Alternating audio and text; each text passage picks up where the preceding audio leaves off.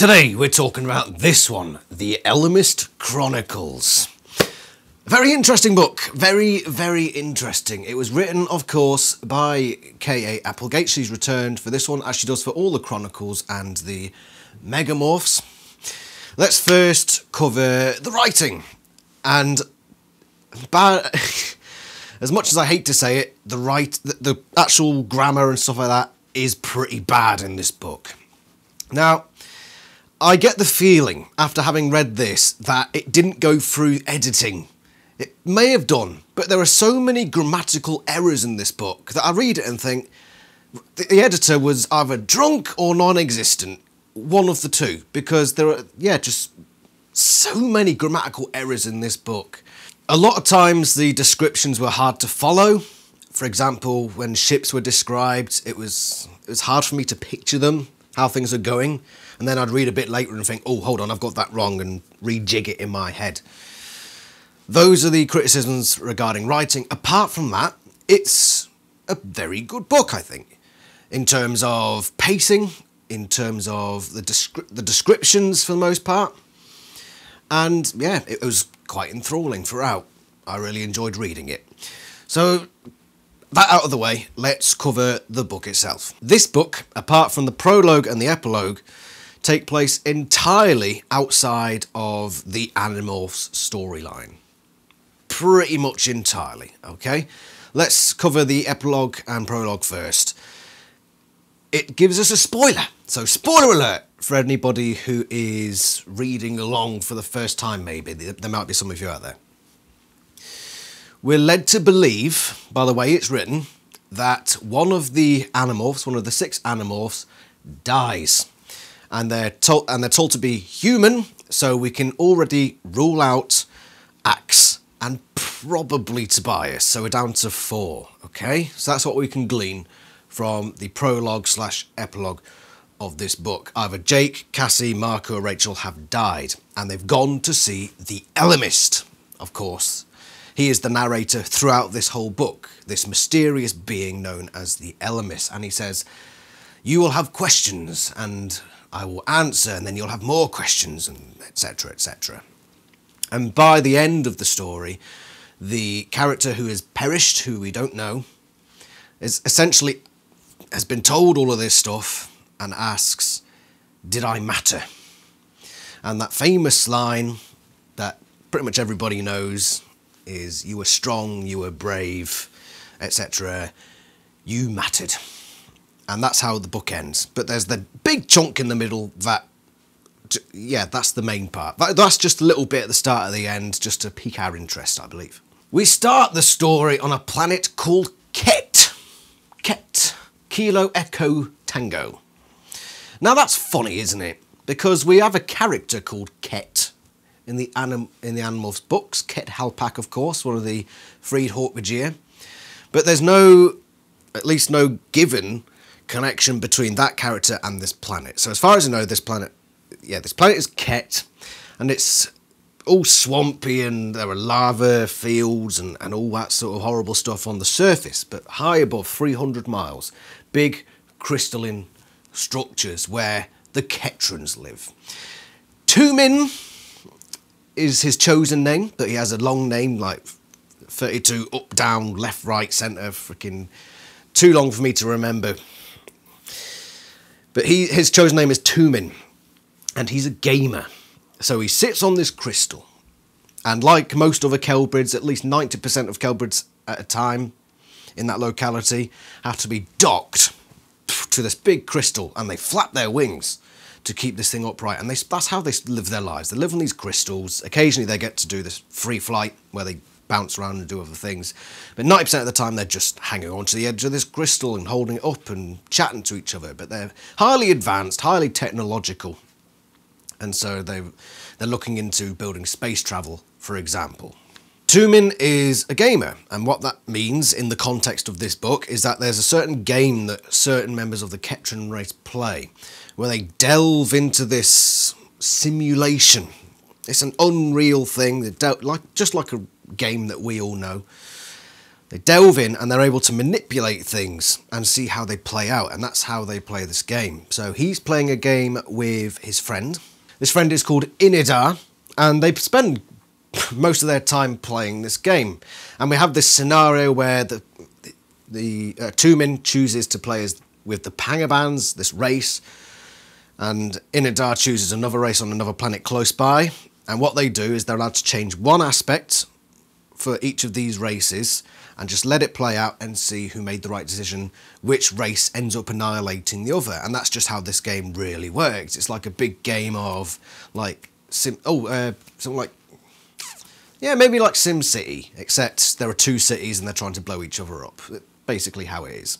So he's played this little game and they have a chat about, oh, we're going to this little event that's going on later during their free flight time, because there's this new ship that's being built on their particular crystal, which I believe is called the Equatorial High Crystal.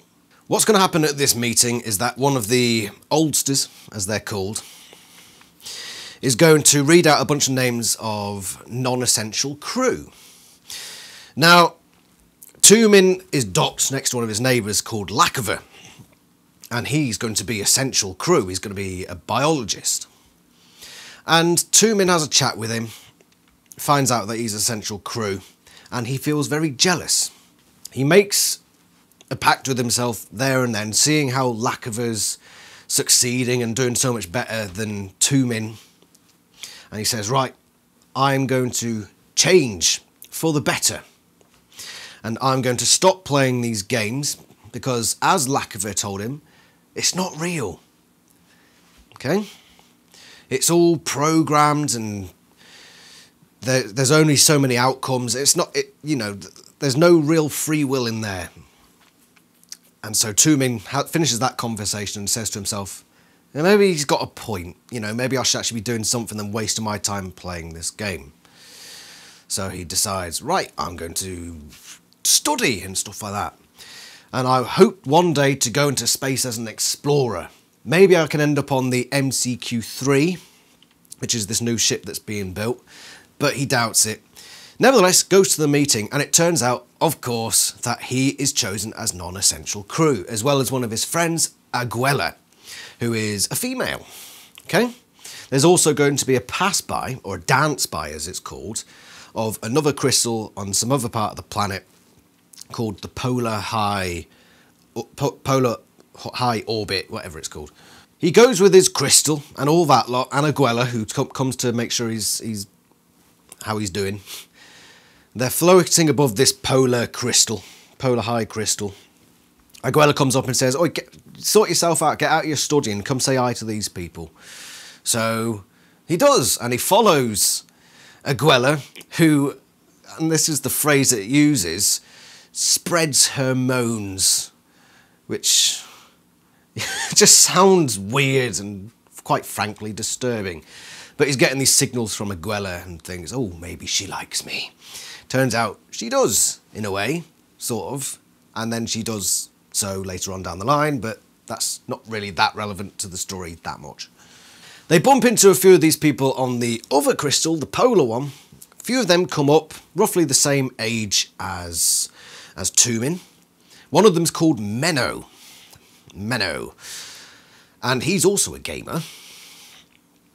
And they're having a bit of a chat, right? Now, one of the things about this crystal that they've seen is that it's been fiddled with a little bit, and it's got airfoil-like structures on the side, and they're saying, oh, we're going to be able to travel faster, and we're also going to make this Uninet. That's what they use, it's like a Uninet, and it's going to be a network that connects us all around the planet and off into space, and we'll be communicating with other planets and all the other crystals around the planet. It's going to be great, guys. Now, Tumin sees this as a bit of an affront, really. There's this whole thing about progressing or sticking to tradition that stays pretty much throughout this book. And it's done in a very nuanced way. And by that I mean, sometimes it works to be that way, sometimes it works to be that way. And yeah, we're not being preached at, essentially, by K.A. Applegate, who she doesn't say, right, this idea of progressing, like forcing progress, is great all the time, 100% of the time, or sticking to tradition is great 100% of the time. It's nice to have that bit of nuance. I don't feel like I'm being preached at. It's cool.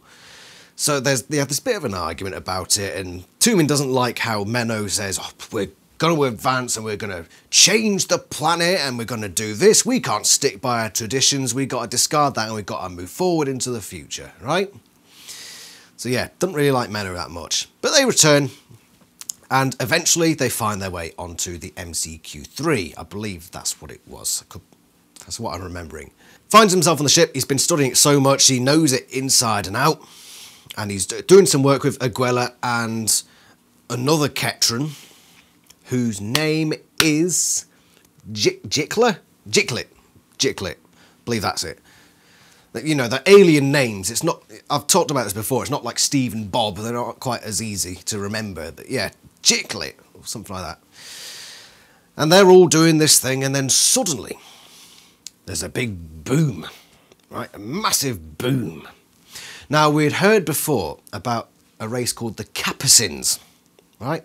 I believe it was Lakova who talked about the Capucins and how they seemed quite aggressive, and they'd been sent message like a drone from the Ketrans to these Capucins, and they didn't seem that great. They might have been aggressive. One of the main missions for the MCQ3 is to go up and, you know, see if they can strike a deal with this lot, see if we can work out the differences.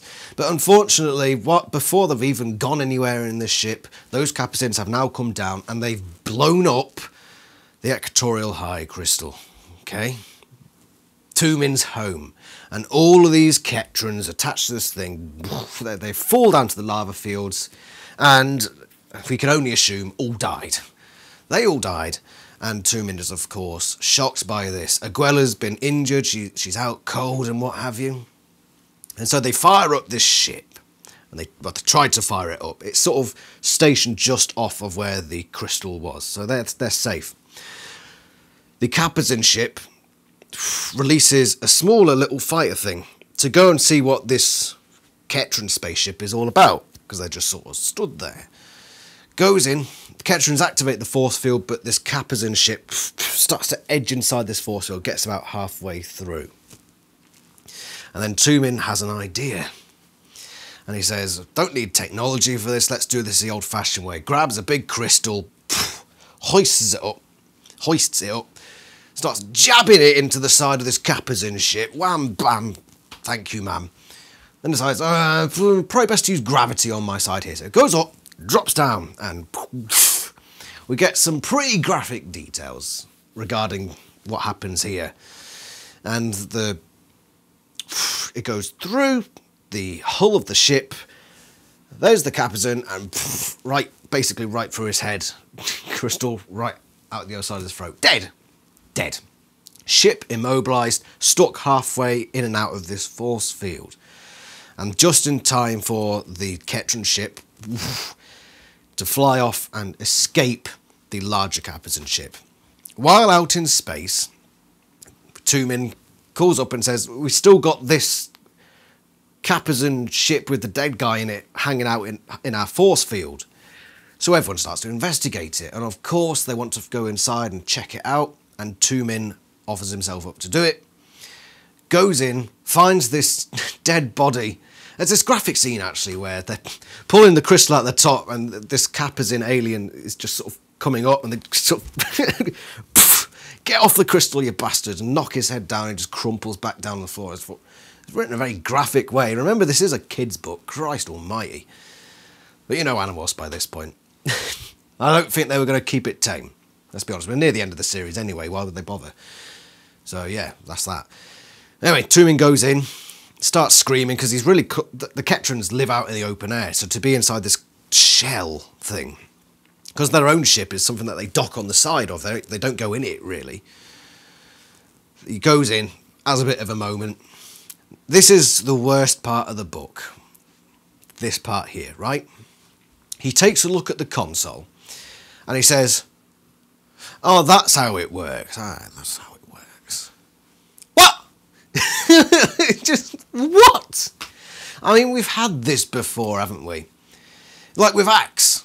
Knows how, with the Helmicron ship, and he's got a pair of tweezers, and he's able to figure out exactly how the Helmicron technology works while it's about 1 millimetre in size. It just happens too often. It's too easy. I saw a video recently about setup and payoff, and how you need setup before a payoff, because else the payoff just seems to come out of nowhere and it makes no sense. This is one of those scenarios. We've got no reason to believe that a Ketran, especially one like Tumen who's young and inexperienced, is going to have a fucking clue how this alien ship is supposed to work. But Lakover, who's with him, talks in and says, "Are you okay?" And Tumen just says, "Yeah, I reckon I can fly this. No problem. No problem. We're all right." Jesus Christ.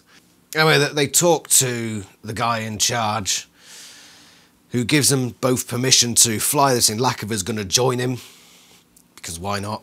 So they're both going to go into this ship that's stuck in the force field, and the whole thing, the MCQ-3, is going to come back into Ket, the planet, and then this small ship is going to disembark, right? So they do that, they go down, and of course he's able to fly this thing pretty smoothly.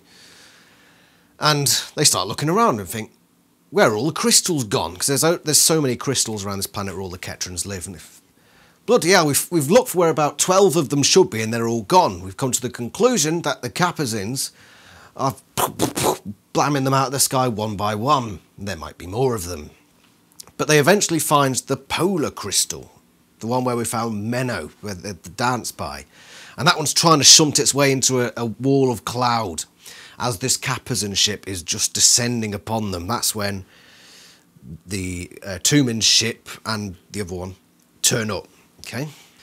Of course, Tumen is able to fire at the Capazin ship and disable it, and then, in a strange move, decides, now we kill them. So they've disabled them, and Lakover's like, you can't just kill them.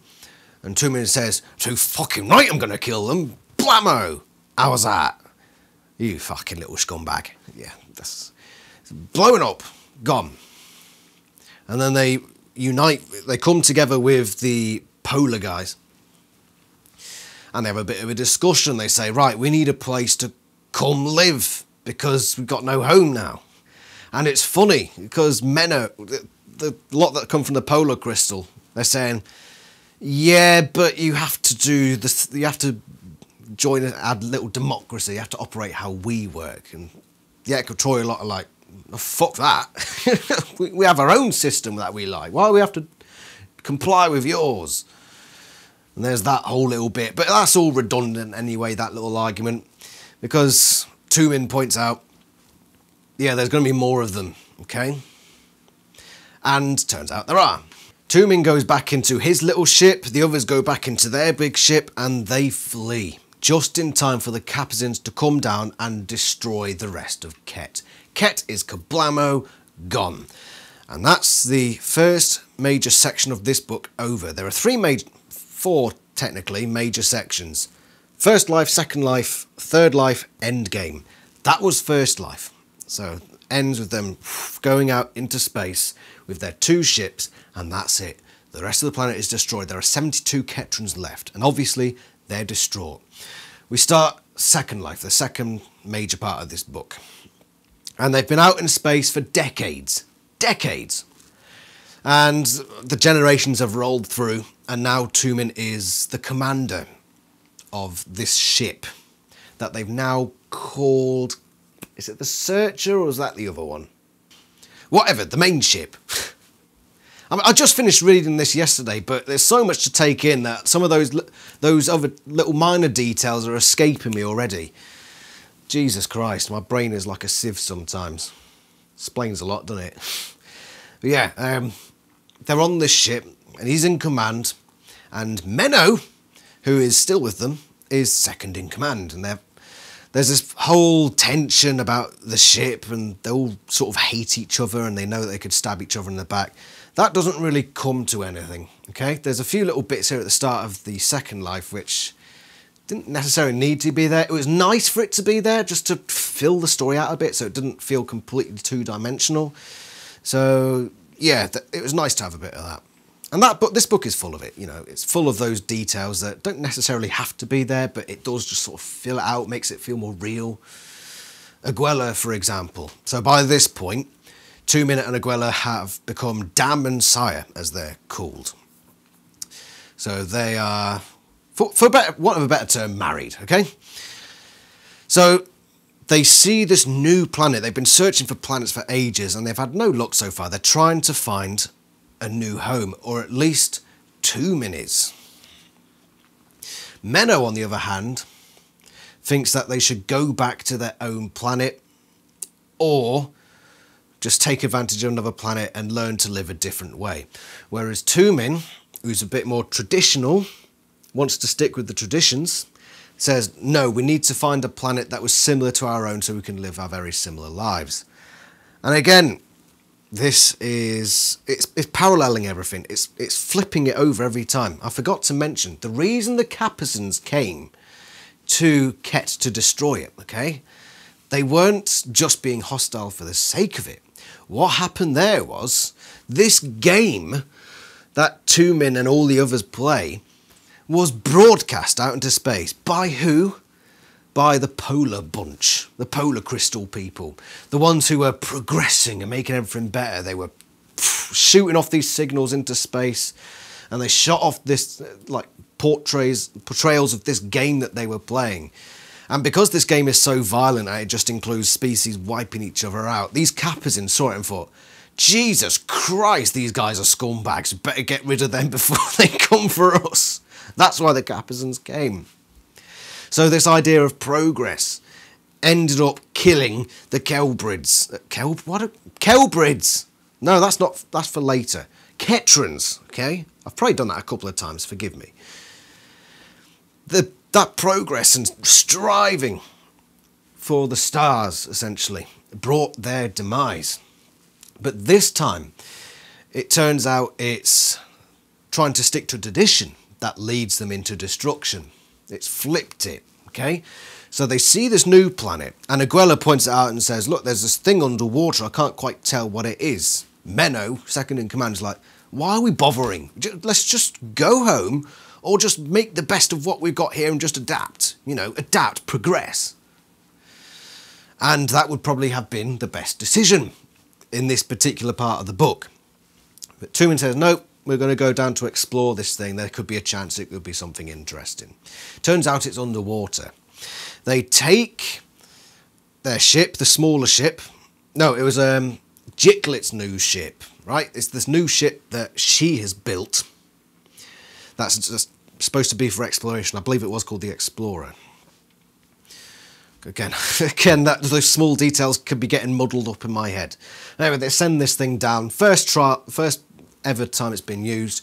Go down, go underwater, and they find out, oh, it's just a school of luminous eels. But before they can change their mind and head back up, something grabs hold of their ship. Like Jaws. Like the shark. Jaws.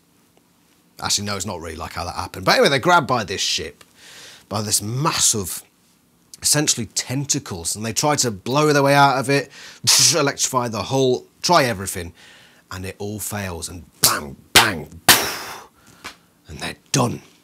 They're all knocked out. And next thing fiancé, he wakes up, and he's seeing these dead people around him. And he knows that they're all dead because the Capucin's there. Like this memory of this Capucin that he had killed years ago is there talking to him. What's happened is this beast that snared the ship is something called Father. Father. Interesting. Interesting name, considering other things that happen in this book. It's basically encircling the planet. It's just this maze of seaweed and stuff like that. And it's snagged them, and it's gotten every member of the ship's crew, because the other ship came down as well to help them and crash landed, and it fucked them over too. So they're all dead. They're all dead, apart from Tumin. He's been kept alive, and he's been penetrated by tentacles. What's that? It's tentacle porn. Isn't there there's a certain name for it, I believe. But that's basically happened. They've got like, or Futurama. I believe it was Futurama where they had like the tentacles in their back and they were just like these. Yeah, that's basically it. Maybe that got the idea from this book. You know, the big white planet with the pink tentacles coming off of it, and it had put them inside everyone's either back or at the back of their head and just sort of used them as puppets. That's basically what happened. Except they're all dead. Except for Tumen, he's been kept alive. But nobody's decaying because they're just being sort of supplied with stuff to keep them sort of there, non-decomposed. But what's happened is Father has assimilated all of their memories and all that sort of stuff, all their personality, and he's absorbed them, and now he's playing those back to Tumen and making up future stories. So he basically lives a life with these illusions, but he knows they're illusions, but he plays along with it anyway, because whenever he comes out of this illusion, he's underwater, attached to this tentacle, staring at dead people around him. That sucks. That sucks. And this is just the wackiest, one of the weirdest things in the whole Animorphs series, this Second Life section of this book. And it is fascinating. I really approve of this bit. And this book just gets better and better. The third life is probably my favourite part, but the second life, yeah, I really like this part as well. And it's a parallel, what happens here, because Father has seen how the games that the Ketrans, I almost said Kelbrids again there, the Ketrans play. And he says, we'll do that. We'll play that game. Shall I invite you into the game?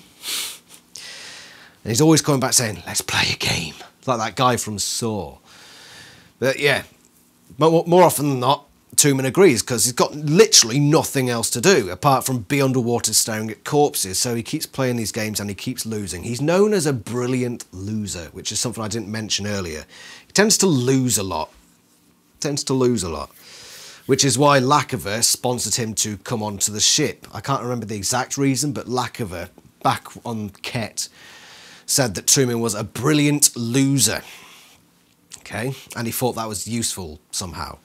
Father wins practically every time. Tumen occasionally will beg to be just killed because he can't get out of this nightmare, but Father never lets him. Never lets him die. And he wonders why. And then they start playing a game with music. So it's like Umanites, this new race that Father has absorbed. Because he's absorbed all sorts of different aliens that have come down to this planet. He's like a siren. Though, like, essentially like mermaids. You remember where the tale of mermaids came from? They're actually pretty sinister buggers, right? They'd sit on rocks and call sailors over and lead them to their demise. They'd basically murder them, probably eat them. Yeah, mermaids not as fucking good as they're cracked up to be, all right? Just keep that in mind next time you see a happy little mermaid. Fuck them. Bitches. So the game that they're playing now is who can make the audience of Unamites happier by playing a musical instrument called an adge. There's a nice bit of Animorphs trivia for you. That was in one of our quizzes. This adge thing, and Father plays it diddly-diddly-do. He plays it the same every single time. And Tumen comes up with a plan. He starts to think about what Menno would have done. Break the rules of the game, which is what Menno talked about when he talks about progress and doing things differently. Do something different. Spice it up a bit. So after so many times of failing deliberately, he's memorised this instrument in his head and he's figured out how everything works. He's gotten used to it. And then suddenly this one time, he plays fucking Celine Dion, My Heart Will Go On. And the whole audience is in fucking tears. They're bawling their eyes out like... And Father's pissed because all he could play was fucking Justin Bieber, right? And he's like, what the fucking... And then Tumen starts singing, which you can only imagine from an alien sounds pretty shit to our ears, but probably to their ears sounded fantastic and great and lovely. And Father's pissed. And he kept challenging to the game, And he kept losing now. Tumen kept winning, and they tried different sorts of games, and Tumen used the same sort of techniques to keep winning, and he starts winning, and Father stops using him and throws him away. I don't like you anymore. Father! Which means that Tumen is now just sort of stuck underwater, staring at dead bodies for ages. But he gets an idea, because Father's fucked off, right? He went down to the shops and never came back. He thinks to himself, maybe I should bring this into real life as well. And he starts to observe, somehow, this isn't explained very well, this part, but somehow he manages to absorb everyone else around him into his mind, just as Father had done. He's absorbing Aguela and Lacova and starts to absorb aliens from many different races. The Skritnar are there. The Skritnar, and we've got to take into context that this is millions of years before modern times. The Andalites haven't even evolved yet, and the Skritnar are still bucking her. What the fuck have they been doing all these millennia? Centuries, millions of years. They've just been the same throughout history. That's just strikes me as bizarre, but there are other races like the 333s. Yeah, there are all sorts of different races. And he's absorbing them all. And when Father eventually comes back, that's when that second life section ends. And we move on to the third. A brilliant little section. Wacky, weird, probably drug-induced, but still great nonetheless. It brings all those parallels. Throughout this book, it's all the game. The game, the game, the game. And at the start of the book, Tumen said, I don't want to play this game anymore because it's not real. Just as Lacova says, it's all pre-programmed. It's not real simulation. It all comes from the minds of people who are limited. So he's now bringing that game, rather than moving away from that game, he's just bringing it into real life, using real people, real beings. And it's fascinating how it's written, and it would take a lot more exploring for me to really get into the minor details of it. And frankly, I don't have the time, so I'm basically just skimming over it, essentially. But I'm trying to offer you little bits here and there of my opinions and just telling you how much I really enjoy it. It's very sci-fi. The third life is where it gets even better, in my opinion. This is my favourite part of the book, okay? He's now absorbed Father, and he talks about how Father was just this sponge in reality. Just not a literal sponge, but a sponge-like being that just absorbed other people's intelligence and became this thing. But just like in the game, he had no ambition for change, and he forever remained on this planet just doing what he always did, never changing anything. Tumen thinks differently now, just like Menno. And he decides, I'm not going to stick around here, I'm going to go do something with all of this knowledge. And he's just full of all these minds in his little Ketran head, and it's all just crammed in there. And he goes and finds a small island where there are all these rusted out ships that have crash landed here before, and he gets to work. And over the course of many years, he creates himself, sort of. He makes this big ship, this machine, but he's also incorporated into it. It's part synthetic, part biological, part mineral. It's built of all these different things. There are like bits of old crystal from his old ships, there are bits from other ships, and then all intertwined within it is him. He's there in the centre, and he's the mind of it all, and the ship essentially is him. He is this ship. Everything about it is controlled by his brain and his many multitudes of brains, and he's used all these minds of philosophers and biologists and physicists and chemists. It's all in there, and he's used it all. He has got so much knowledge, and with it he's built this nigh indestructible monstrosity of a ship, okay? And he takes it up. So what's he going to do now? Essentially, he wants to find a purpose, and his purpose is to end wars, end injustices, essentially, a noble cause. And the first lot he comes across is two warring races. You've got the Jalians, and you've got the Inner Worlders, inner worlders. And they're having a tussle. And there's about to be a space battle, but he brings his ship in between. Indestructible, and the other ships try to shoot, nothing happens. And they just sort of approach. And he opens contact with them, tries to reason with them, but essentially gets nowhere. So he decides instead to set something in motion, just like in the game at the start with the Pangabands, where you're allowed to change one aspect to try to change the future. Again, parallels.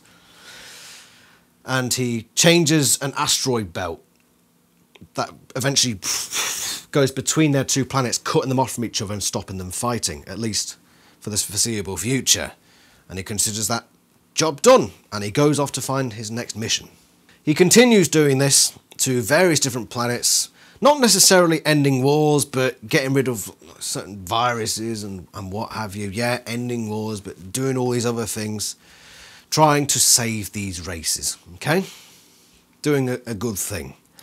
And then the second worst part of this book happens. And Kryak appears. That's it. He appears.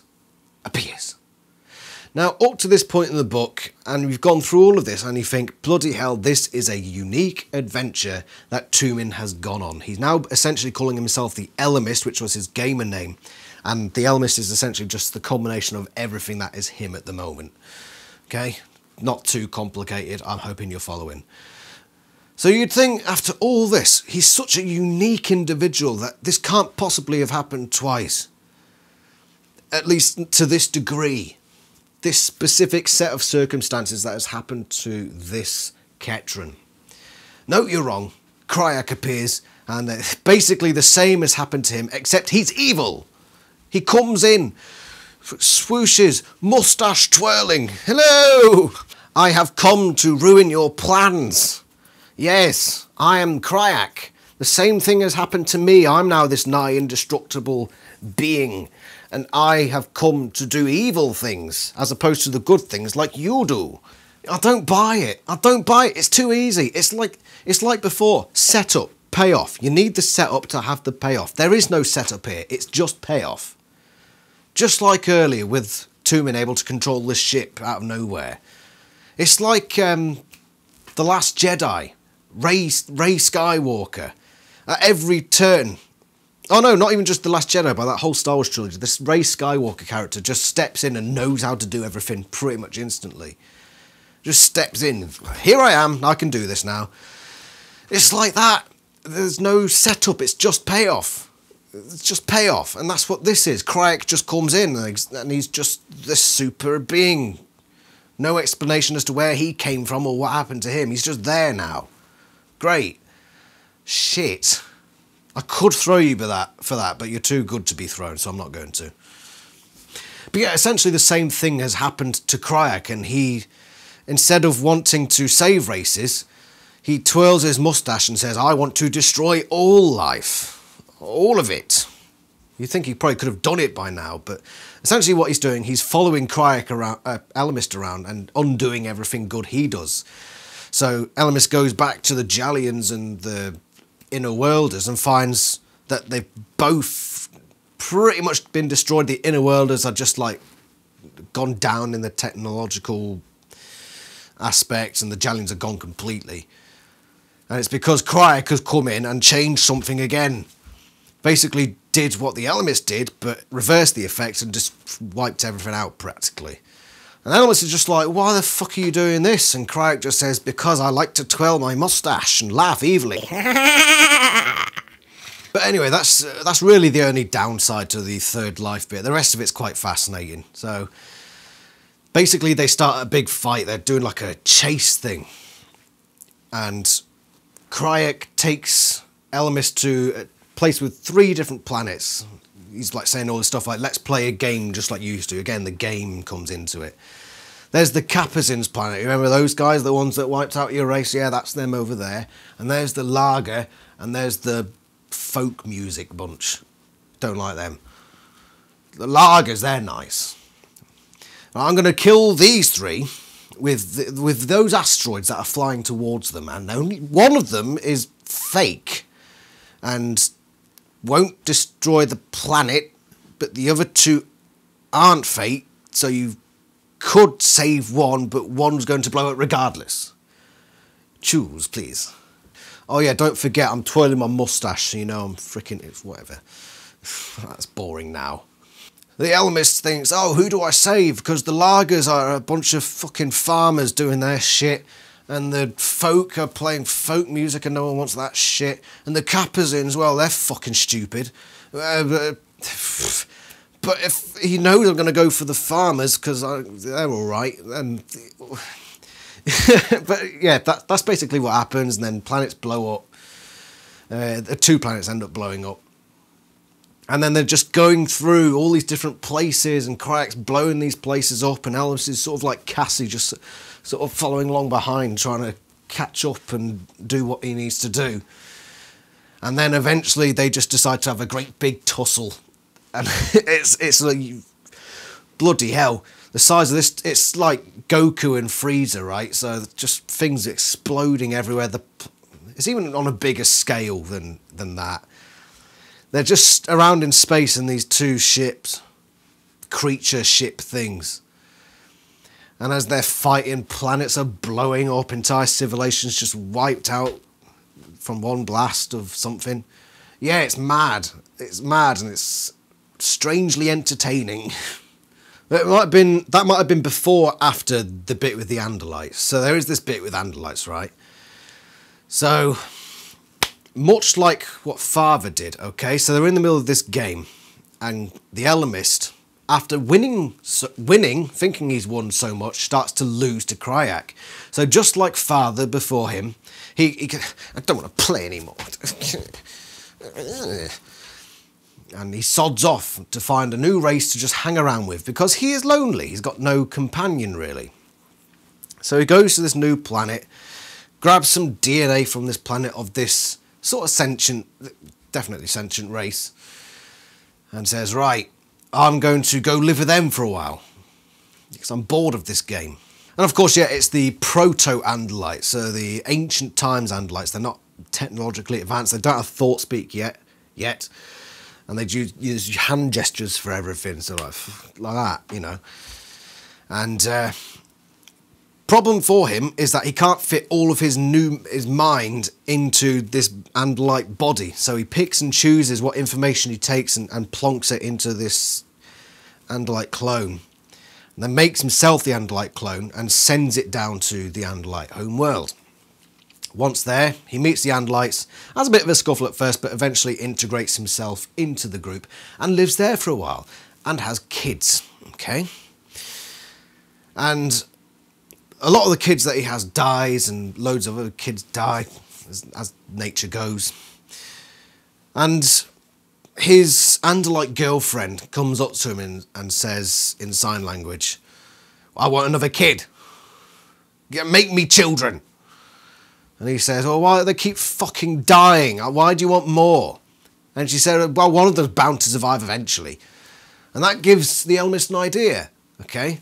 Eventually, his Andalite girlfriend pops her clogs, and he thinks, right, that's about time for me to hit the old dusty trail, and he zooms back to the full Ellimist, the big Ellimist, because he's splitting himself up, and this is the point where he starts to make his own army of himselves in ship forms. There's like this whole big set, like a vast army of Ellimist. It's weird. I want to take a pause, and I found this very interesting, this bit with the Andalite stuff, okay? Firstly, he essentially introduces them to thought speak, which is weird. We have seen a lot of species use thought speak, notably the Helmicrons, for example. Did he introduce them to thought speak as well, or did it evolve in different ways? Because the way he used thought speak was he communicated using his big self, his out there self, to communicate with them. It's weird. It's going to have to be an Animorphs theory video later on, like how thought speak works and all that, because it is a bit bizarre, and I'm yet to get to the bottom of it. But also, I mean, I'm not religious or anything, but most of us probably know the whole Jesus thing, right? We've heard of that guy. We're familiar with his works, yeah? And I never understood the whole God-Jesus thing. They're the same person, right? So Why is Jesus on earth calling up to God saying, God, help me, all this sort of stuff. Put my sandals on back to front, help me. So I didn't really understand that. This book has sort of given me a sort of, oh, so that's probably how it works, right? So that, like Jesus, right, there's the big God Ellimist. He's up there, the big main one. And he decides to create a son, a smaller, more compact version of himself, like an abstract, scientific journal talk abstracts version of himself, like a mini-me. And he says, all right, fuck off, get out of this home, you go get yourself a job. Sends him down to the planet, and he hasn't got all that information because he can't store it all in there. He's just, yeah, a very compact version of himself down the planet, acting as a separate being to the main him. And I sort of thought, so that's what the Christians were on about all this time. Okay, I get it now. Yeah, I get it. Don't believe it, but I get it. Was this deliberate? Was Catherine like, oh, let's do a Jesus thing with this character? It's pretty cool, I must admit. I like it. I dig it. I dig it. Dig it, Catherine. Anyway, they go back out into space again, and Cryak's there.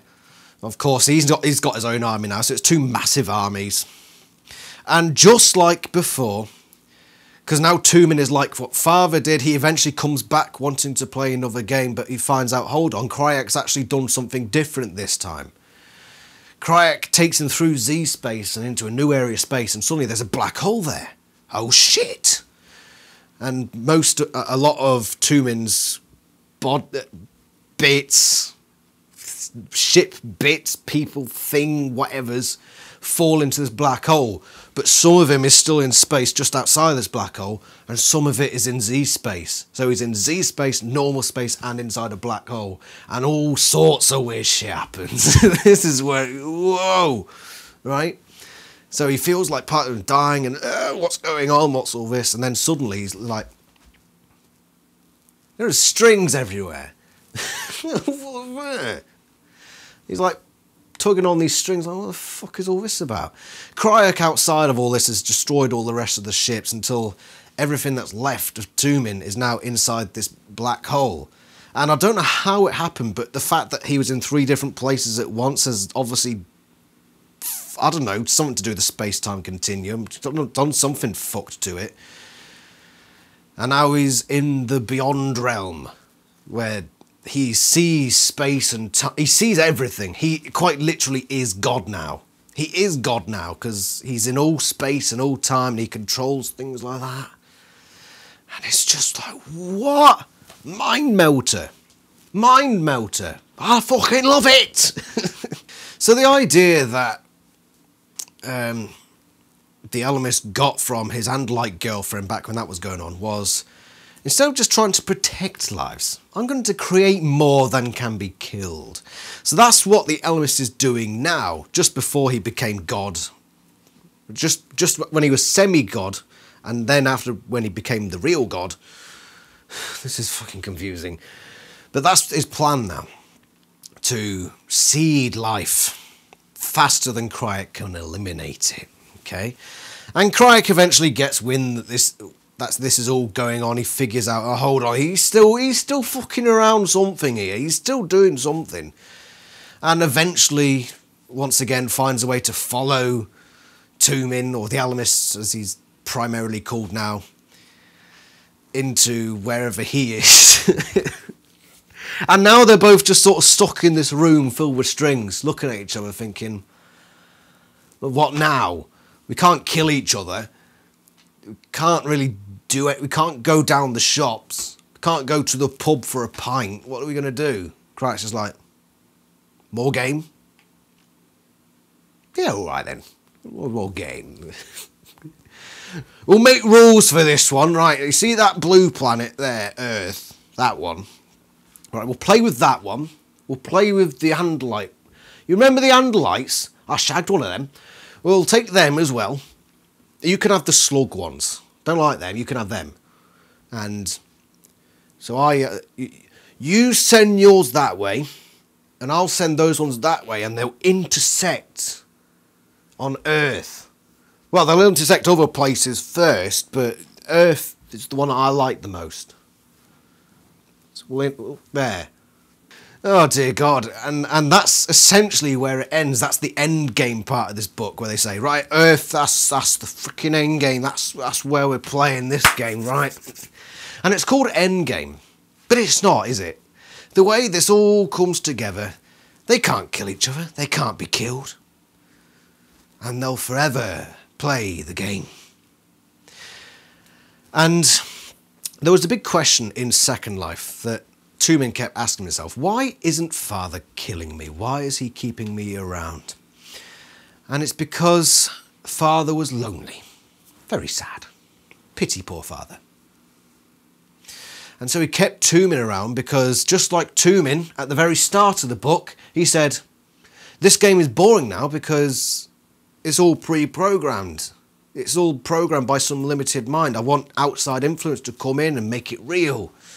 And that's what Father wanted, hence why he kept Toomin sticking around. Hence why Ellimist and Cryak, stuck in this room together, will not get rid of each other. They are symbiotic beings, much like the Ketrans and their crystalline structures on the planet Ket.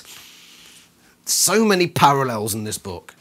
So many parallels, and I love it. Love it, love it, love it.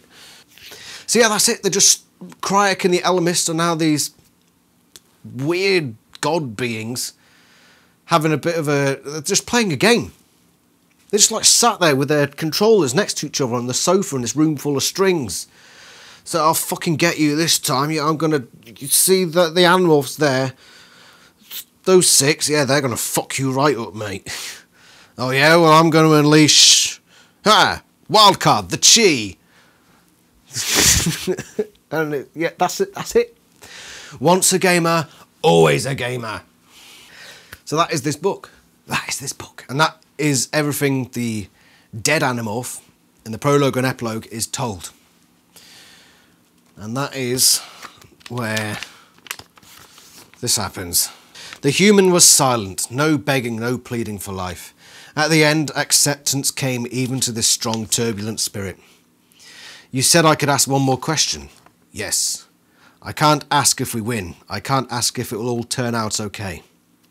I don't know these answers. Okay then, answer this. Ellimist, did I make a difference? My life and my death, was I worth it? Did my life really matter? Yes, you were brave, you were strong, you were good, you mattered. Yeah, okay then. Okay then. A small strand of space-time went dark and coiled into nothingness.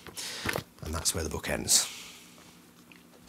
And that's also where I found out where this book actually comes in when it was published, because there's adverts saying coming to the bookstores this November for book number 48.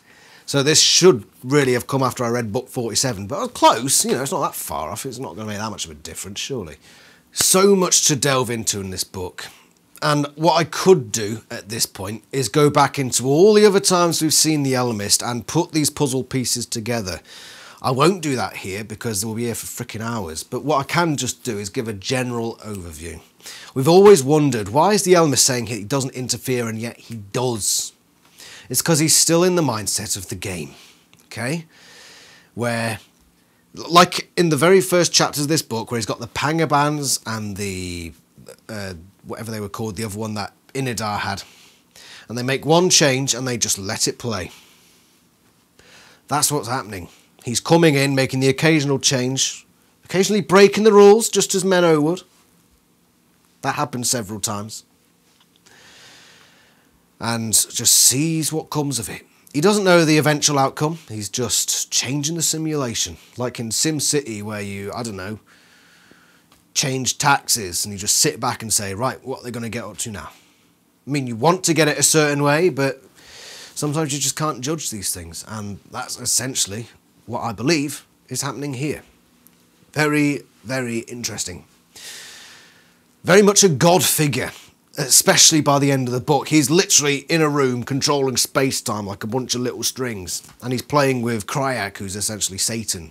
But they're like bezies. It's like Toomin and Inidar, basically. It's just bezies sitting together. Yeah, I've gone through all that bloody play acting. It's just, it's a mystery, this book, isn't it? A couple of little things I want to cover before I really bring this video to a conclusion. And one bit I saw on page 195 when they'd just spotted Earth. The blue planet teemed with life. The dominant species type were huge, brutish beasts in a fantastic array of forms. Giant, slow-moving plant-eaters and violent, rapacious killers with tearing teeth and deadly talons. There was intelligence there, but no sentience. I could see it so clearly. Not in the great, domineering brutes, but in a handful of small, swift, fur-bearing prey animals did the future of this world lie. They had only whatever. That's the main bit. So we can gather from that they're in the Cretaceous period. As they're looking at this planet, big dinosaurs, right? But also mammals are emerging. So yeah, Cretaceous period. Where else have we seen the Cretaceous period before in Animorphs? In the time of dinosaurs. What did we notice about in the time of dinosaurs? The Makora and the Nesk were there. Sentient beings. So I don't know why the Ellimist just chose to ignore them. To be fair, the Cretaceous period spanned millions and millions of years. So I'm going to be fair and say maybe he was looking at it just at the wrong time in the Cretaceous period. So playing it fair. Okay, Ellimist? You got that. Also, I mentioned this before, but the planet is called Ket, where the Ketrans are from, of course. But there's another little bit that caught my eye. Okay, and it's on page 88. Every time he's exasperated or shocked, he exclaims, "Deep worms!" So in Britain we say, "Bloody hell." In America you say, "Yeehaw." They say, "Deep worms, that soup was hot." And then there's one time where he changes it. One time. And it seems bizarre to me. So I'm going to read the paragraph beforehand just so you got the context. It's on page 88. "Can't you guess, my equatorial friend? Simple mathematical formulas at first for the earliest tests. But we had to see whether the system could handle heavy data traffic. Mother Sky, you broadcast games. You bounced games through Z-space." Mother Sky? Have we heard that before? So, yeah, instead of deep worms, this one time he says Mother Sky as an exclamation of shock. Mother Sky is what the Hork-Bajir refer to as the heavens. Funny that, isn't it? So we've got the planet called Ket. We've got a Hork-Bajir called Ket Halpak, who the Ellimist helped escape from the Yerkpool. Remember that? So where did Father Deep come from? Hold on, we've got a father in this book. So Father was this horrible monster thing underneath the deep blue sea. What's on the Hork-Bajir planet? Deep in the blue mist, at the bottom of the ravine, is Father Deep. Here comes an Annie theory for you. Not today, though. Next time. Well, not next time. In the future. Sometime. Basically, what I'm trying to say is, when he was seeding life, he somehow seeded the Hork-Bajir and passed along Mother Sky and Father Deep somehow. And then later on down the line, when he saw Jarahami, he thought, right, I'm going to get you with this Ket girl, because I like that name. Whatever. Theory for another day. But yeah, that is this book, and it is absolutely fascinating. By far the most sci-fi book we've had. And of course, Animorphs is sci-fi, so it's always going to be sci-fi, but this takes the biscuit when it comes to sci-fi writing. This was bizarre in so many ways and fascinating in others, and it actually does add a lot of needed character to the Ellimist. And he's been used plural before and singular, you'll notice that. So they've spoken of the Ellimists, and I think even he at one point referred to himself as plural rather than singular. And now it makes sense, because he is one and many. He's one Ellimist, but he's able to separate himself into many Ellimists, as this book has proven. Was that planned for the start, or did Catherine come up to this book and say, right, I've made so much stuff about this Ellimist, I've got to make it work somehow. Who knows? Who knows? Only Catherine can really answer that, I believe, and she probably won't spill those details. Fair enough. Is there a message to this book? Not necessarily. There's a big, large portions are dedicated to tradition versus progression and how they win out in different scenarios, how sometimes one is better and how sometimes the other is better. There's the whole stuff about the game, which I wouldn't say is a message, it's just the fun parallels that this story plays with. So that's about it, really. I feel like there's more I need to talk about it, but we've gone on long enough, and I'm not going to stand here 5 minutes trying to remember it. But yeah, that's the Ellimist Chronicles, a fascinating book. It has problems, though. It has some serious problems. The editor was absent. I'll give you a couple of examples. Just on a couple of pages, 67 and 68. So, I'm hoping you could read that there, but the second sentence of the second paragraph says, "Me, I didn't need any help feeling grim." Now, it would have made sense if there was a comma after me, but there isn't, so it just says, "Me, I didn't need any help feeling grim." Yeah, that's an error. And then on the very next page, "No one looked at me. No one said anything, but no one looked at me either." Now, you could look at that in a really weird way and say, okay, that reads right, but no, not really. No one looked at me, no one said anything, but no one looked at me either. Well, you don't need to say either, because you've already said it up there. So that's just weird, and those are only a couple of examples of what I believe to be poor editing that are just strewn throughout this book. And it happens so often that, yeah, it's marking it down. The two major bad moments, Crayak just appearing, just out of nowhere, moustache twirling, and Tumin knowing how to work this ship. Both times it's just a payoff without setup, and it's just plot convenience. And I think those two big moments tarnish what is otherwise a great book with grammatical errors. This book gets a 9, a strong 9. If it weren't for those three things, it would have been probably one of the better books in the series, one of the best. But no, unfortunately, you are not amongst the best, but you are amongst the second best. Well done, book. So that is the Ellimist Chronicles. Next time we're talking about that one, The Revelation. 10 books left of the series. The countdown begins. Things are going to start heating up now. Wah wah! And I'm looking forward to it. I hope you are too, right? So join me next time to talk about The Revelation. Ta-ra!